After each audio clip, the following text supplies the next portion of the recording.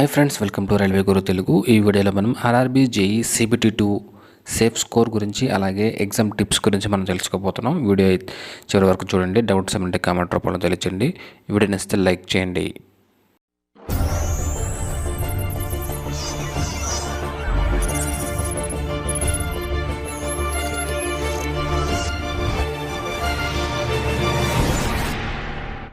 CBT1 ఏదో విధంగా pass అయిపోయి CBT2 కూడా అదే విధంగా రాస్తాను అంటే ఇక్కడ కుదిరిన పని. ఎందుకంటే వేకెన్సీస్ చాలా తక్కువ ఉన్నాయి, అలాగే స్టూడెంట్స్ ఎక్కువ ఉన్నారు, కట్ ఆఫ్ కూడా ఎక్కువ ఉండటానికి ఛాన్స్ అయితే ఉంది. అలాగే మనకి ఇక్కడ నెగిటివ్ మార్కింగ్ కూడా ఉంది. ఇవన్నీ దృష్టిలో పెట్టుకుని ఒక సేఫ్ స్కోర్ కనుక మనం చెప్పాలి అంటే ఇక్కడ మెయిన్ టోటల్ 150 క్వశ్చన్స్ అయితే మనకు ఉంటాయి. 2 అవర్స్ టైం అయితే మనకు ఉంటుంది, 120 మినిట్స్. సో టైం కూడా మనకి తక్కువగానే ఉంది. సో వీటన్నిటిని మీరు కన్సిడర్ చేసుకుని మన యొక్క స్కోర్ అనేది టెక్నికల్ ఎబిలిటీ ఒక 75% మనకు వచ్చిన, రిమైనింగ్ నాన్ టెక్నికల్లో ఒక 50%, అంటే 50లో 50% 25 క్వశ్చన్స్ 25 మార్క్స్ మనకి వచ్చేలాగా మీరు ప్లాన్ అయితే చేసుకోవాలి. సో ఇక్కడ 100 మార్క్స్ అంటే 95 to 100 మార్క్స్ స్కోర్ అనేది మనకి రావాలి. ఈ 95 to 100 మార్క్స్ అనేది మనకి స్కోర్ అనేది రావాలి అంటే మనం ఇంతకు మించి ఎక్కువ క్వశ్చన్స్ అయితే మీరు పెట్టాలి. అంటే 110, 115 క్వశ్చన్స్ అయితే మీరు పెట్టగలిగితే, 120 క్వశ్చన్స్ మీరు పెట్టగలిగితే నెగిటివ్ పోగా మీకు 100 స్కోర్ అనేది రావడానికి ఛాన్స్ అయితే ఉంటుంది. సో ఈ విధంగా ప్లాన్ ఒక పద్ధతి లేకుండా మన ఎగ్జామ్ కనుక రాస్తే కనుక మనకి ఇంకా తక్కువ మార్కులు రావడానికి ఛాన్స్ అయితే ఉంటుంది. సో దాన్ని ఇంప్రూవ్ చేసుకోవడానికి మనకి 1 వీక్ టైంలో దీన్ని కొద్దిగా మీరు ఇంప్రూవ్ చేసుకుంటే కనుక మంచి స్కోర్ అయితే సాధించగలుగుతారు.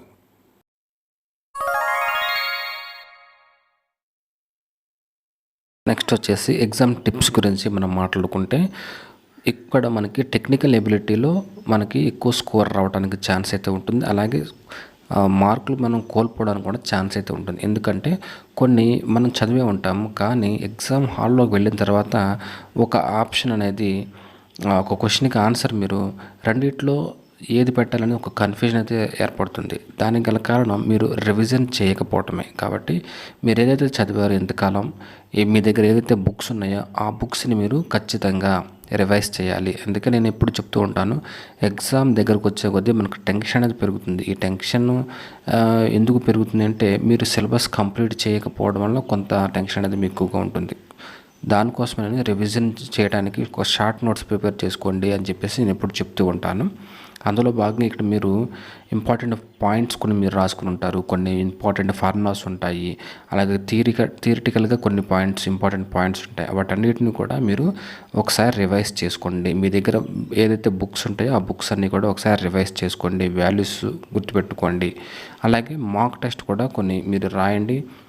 రాయటం వల్ల మీకు ఎక్కడ ఏ ఏరియాలో మీరు తక్కువగా మార్క్స్ వస్తున్నాయి, లేదంటే మీరు ఆన్సర్ చేయలేకపోతున్నారు, వీక్ ఏరియా ఏదైతే ఉందో వాటిని ఒకసారి ఎక్కువ రివైజ్ చేయడానికి ప్రయత్నం చేయండి. దీనివల్ల కొన్ని మార్క్స్ మీకు యాడ్ అవుతాయి, దీనివల్ల కొంత బెనిఫిట్ అయితే ఉంటుంది. సో టెక్నికల్ అబిలిటీ పైన కొంచెం ఫోకస్ చేయండి.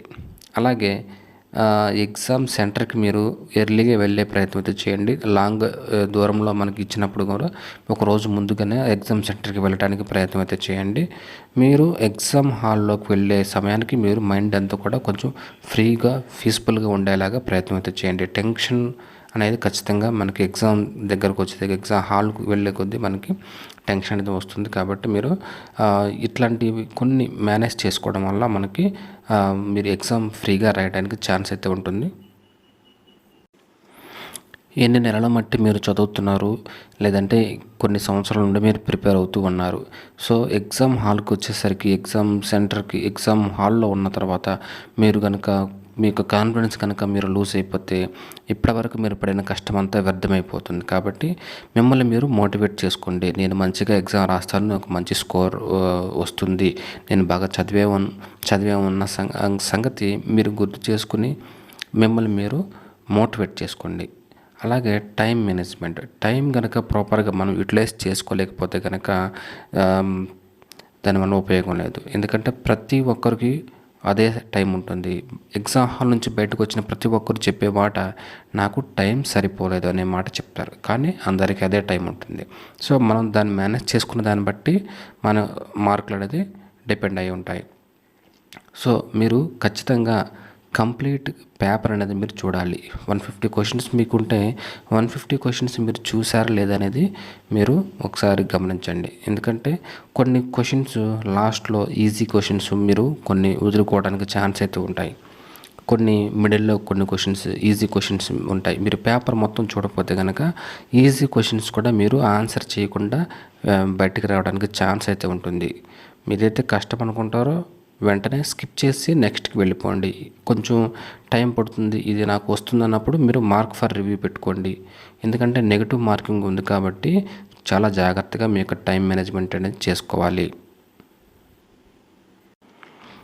ఇలాంటి కొన్ని మార్పులు మనం చేసుకోవటం వల్ల మన స్కోర్ని కొంచెం ఇంప్రూవ్ చేసుకునే అవకాశం అయితే ఉంటుంది. డౌట్స్ ఏమన్నా ఉంటే కామెంట్ రూపంలో తెలియచేయండి. ఎగ్జామ్ బాగా రాయండి. వీడియో నచ్చితే లైక్ చేయండి. Thank you friends.